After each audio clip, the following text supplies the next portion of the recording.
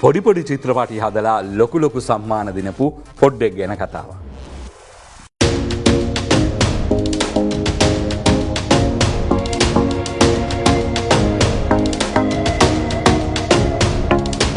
මේ ඉතින් අපේ ලෝකයෝ දකින්නේ අපේ රටේ සිනමා කර්මාන්තයේ අනාගතය බාරගන්න ඉන්න තවත් නිර්මාණකරුවෙක් එක්ක වැඩ කරන යෞවනයෝ පිරිසක්.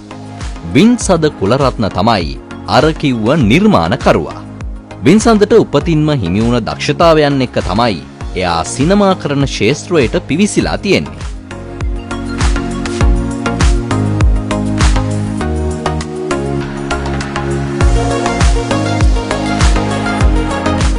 පිවිසිලා කියන්නේ එයා මේ වෙනකොට කෙටි චිත්‍රපට නිර්මාණය කරලා සහතික සම්මාන පවා ලබාගෙන තියෙනවා.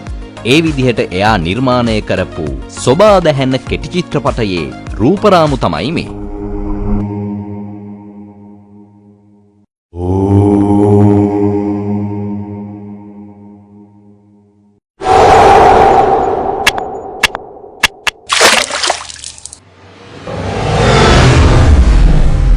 වින්සඳට තාම වයස අවුරුදු 16යි.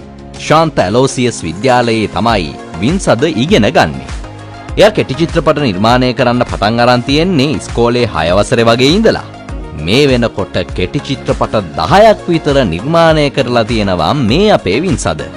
ඉතින් අපේ රටේ සිනමාවට වෙනස්ම ශානරයක වෙනස් සිනමා නිර්මාණයක් දායක කරන්න හිතාගෙන ඉන්න මේ යෞවනයාට තව සිනමාව හදාරලා ඒ බලාපොරොත්තුව ඉටු කරලා ලංකාවේ සිනමාව ලෝකයේ තැනකට ගෙනියන්න කියලා අපි සුබ පතමු නේද?